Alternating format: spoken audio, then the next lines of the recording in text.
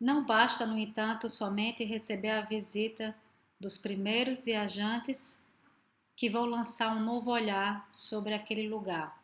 É preciso também que esses viajantes ou sejam famosos ou publiquem um relato da sua viagem, ou os dois. Então, o segundo passo da invenção do lugar turístico é a publicação do relato. De fato, em 1744, Wyndham e Pocock publicaram uma letra de um cavalheiro inglês. Aliás, não uma letra, uma carta de um cavalheiro inglês, dando um relato sobre a jornada às geleiras dos Alpes da Savoie. A Savoie, que é essa região entre a França e a Suíça. Esse foi o primeiro relato turístico de uma geleira. Até então, a cordilheira onde fica o Mont Blanc tinha sido evitada tanto pelos locais quanto pelos viajantes, porque, como eu disse anteriormente, era considerada muito perigosa.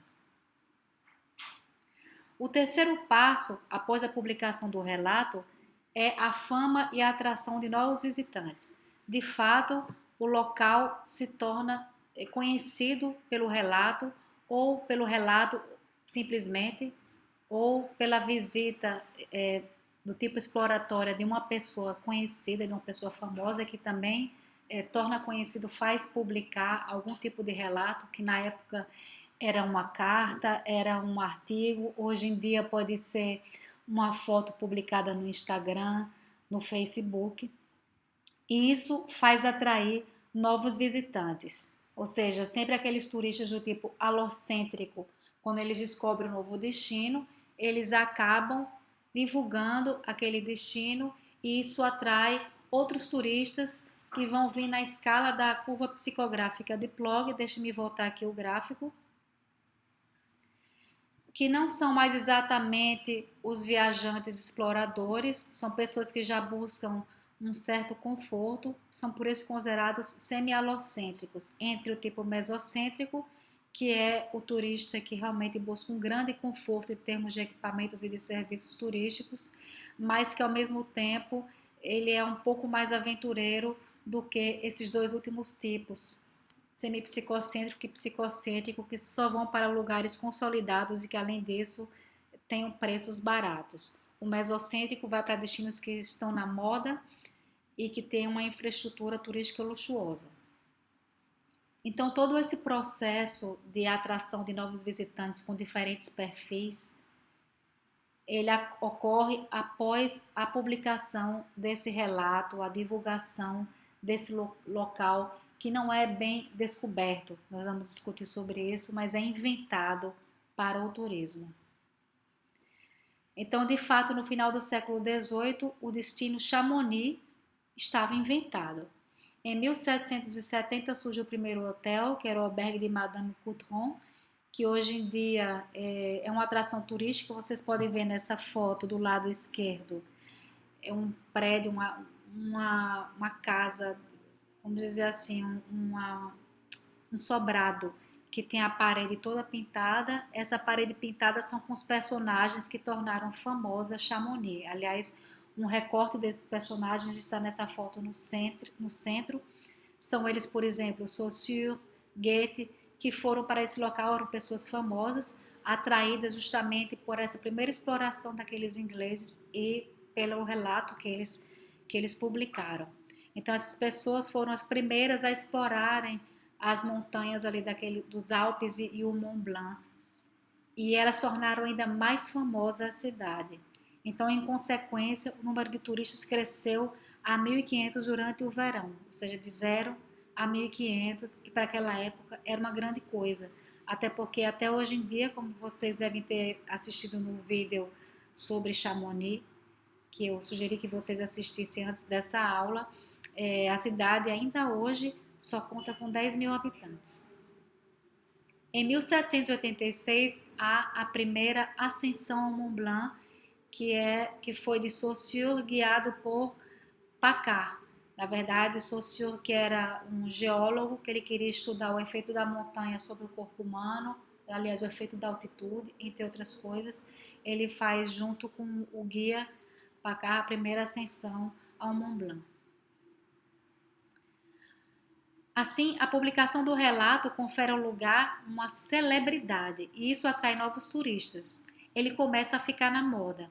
E se nós formos comparar a um outro modelo turístico já bem conhecido, para quem passou por a teoria geral do turismo ou sociologia do turismo, que é o ciclo de vida dos destinos turísticos de Butler, nós poderemos dizer que o local, nesse momento, se encontra no estágio da participação. Quando surgem os primeiros hotéis em Chamonix, após a publicação do relato, isso quer dizer que a cidade começou a atrair visitantes, a população local vê que isso é uma coisa interessante, é um novo modo de sustento, é um novo modo de uma alternativa de econômica que surge, então ela começa a se envolver com o interesse financeiro. Nesse estágio, em que realmente já podemos dizer que o lugar turístico foi criado, tornam-se bem visíveis os dois poderes de turismo que inevitavelmente acontecem em qualquer local onde o turismo se desenvolve. O primeiro deles é a subversão, o segundo é o da conquista, que nós vamos discutir mais adiante.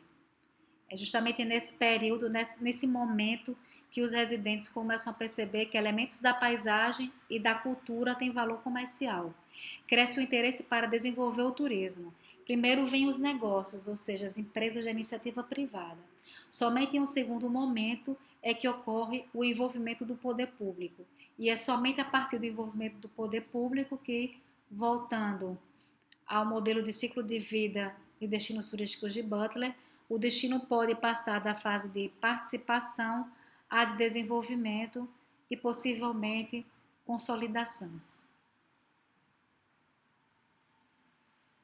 Falando agora sobre os dois poderes do turismo especificamente, vamos voltar ao texto de Knafu e ler o que ele diz sobre isso.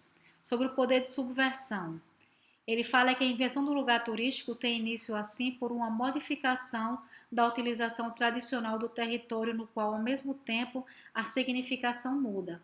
O lugar promovido como turístico passa, portanto, de uma função principalmente funcional a uma função turística, traduzindo a passagem de uma sociedade de atores a uma sociedade onde uma parte dos atores se transforma temporariamente em espectadores, porque o consumo turístico é, antes de tudo, um consumo estético baseado em uma visão de território. E é nisso que reside a força de subversão pelo turismo das estruturas existentes. Um ponto que merece ser destacado nessa passagem é quando Knafu fala que a invenção do lugar turístico traduz a passagem de uma sociedade de atores a uma sociedade onde uma parte dos atores se transforma temporariamente em espectadores. O que isso quer dizer? Que em pessoas que têm um domínio sobre o seu território, principalmente no sentido da atribuição de valores ou de significados, há uma perda desse domínio, uma perda desse controle, porque de repente eles começam a enxergar a sua cidade, o seu local de residência de uma outra forma. E essa outra forma foi-lhes imposta por pessoas que não residem naquele território. Então, por isso que eles passam a ser espectadores. Espectadores no sentido estético de paisagens, de monumentos, enfim, de quaisquer elementos de ordem natural ou cultural que antes eles não atribuíam, não viam daquela forma, e a partir desse olhar externo eles mudam aquela visão do próprio território deles. Mas quando essa visão muda, existe aí uma perda de controle. A mudança é justamente a subversão, mas a subversão também diz respeito a isso. Tanto a ressignificação quanto, digamos assim, a uma perda de controle da imagem que se tinha sobre aquele determinado lugar.